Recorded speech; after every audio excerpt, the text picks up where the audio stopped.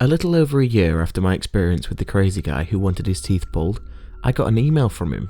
He wanted to pay me $250,000 to come back and do more work. After I read it, I experienced an entirely new sensation. I shivered with horror but couldn't contain my excitement.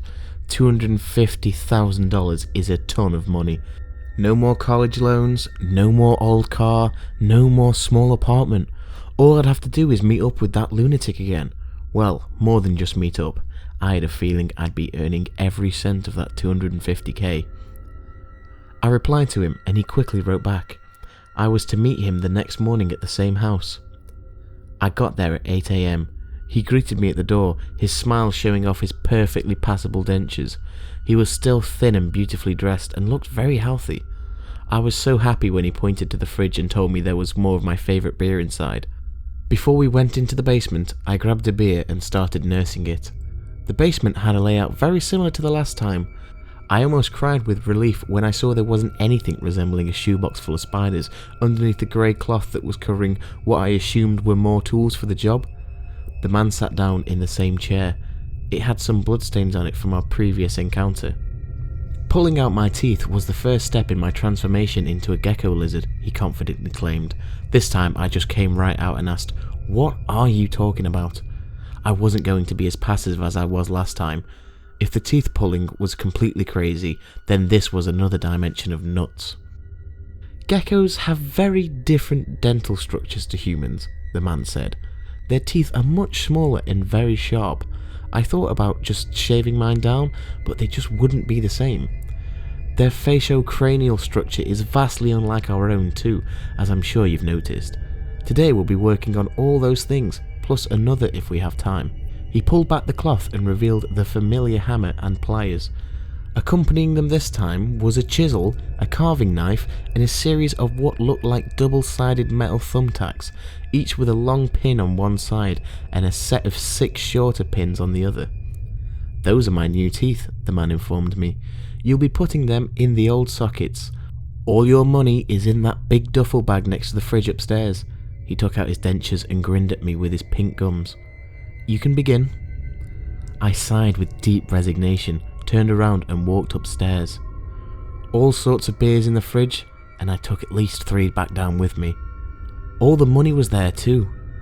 When I got back, the man was patiently reclining in the dentist chair with his mouth agape. I peered inside.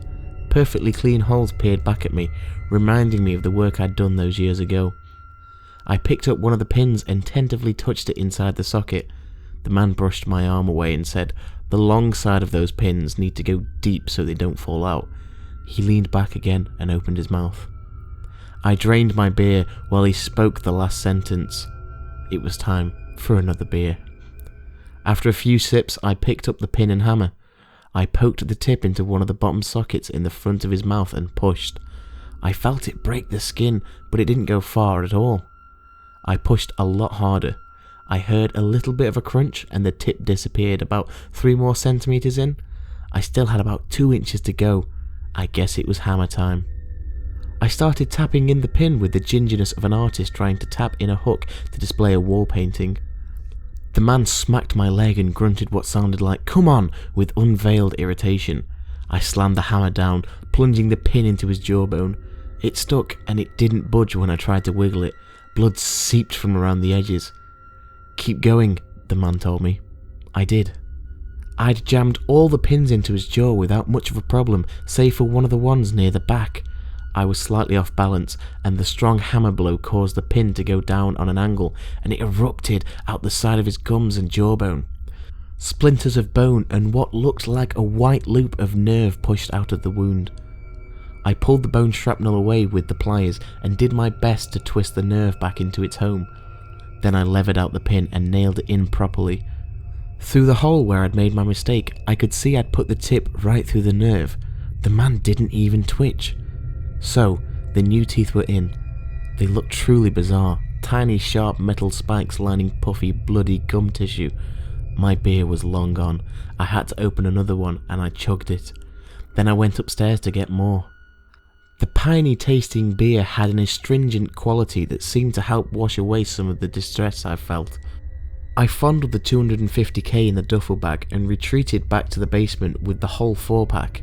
When I got there, he was naked. Geckos don't have noses like us, he told me. Please remove mine. He handed me the hammer and chisel. The chisel was brand new and had a 3-inch edge like a razor blade. I really didn't want to do this. He sat upright and I touched the edge of the chisel to the bridge of his nose right near the forehead. The skin broke immediately. That edge was really sharp. I didn't even take the time to gather my thoughts. I brought the hammer down on the chisel as hard as I could. The nose sheared off his face with the ease of pulling rubber cement off the flap of an envelope. Blood poured out of the wound. The cartilage was completely severed. The remains of the organ hung loosely on what were the outer edges of his nostrils. I just grabbed it and yanked it off. The guy looked bored. Ears now, he said, his voice pitched differently and having a flu-like timbre. I repeated the nose move with the ears. Those came off even easier. The man now looked like something you would see as evidence in a war crime deposition, except for the fact that he wouldn't stop smiling. He jumped up from the chair and disappeared around the corner by the furnace and yelled, "Don't forget to take your money." I don't know why I followed him. What good could have possibly come from it? When I turned the corner, I saw an enormous glass tank. The man was inside, crouching on a rock. His hands were full of spiders and scorpions. More skittered around the bottom of the tank, which I should probably be calling a terrarium. Handful after handful disappeared into his mouth. His jaws worked and worked, and I heard the sickening crunch of the arachnids as they turned to pulp in his spiked mouth. He swallowed everything he chewed, and brown juice ran down his neck and chest. He walked up to the glass and looked at me. "Next time we finish," he said, his mouth stuffed with writhing legs and pincers. I nodded, trudged upstairs, took the duffel bag and went home. I'm sure I will hear from him again once he's healed up. Thank you for joining me today on Darkest Night. If you did enjoy this story, please leave a like and be sure to subscribe for more. If you missed the first part to this story, click the on-screen annotation now to view it. If you have any other stories that you'd like me to read out, leave a comment down below. Thank you for watching.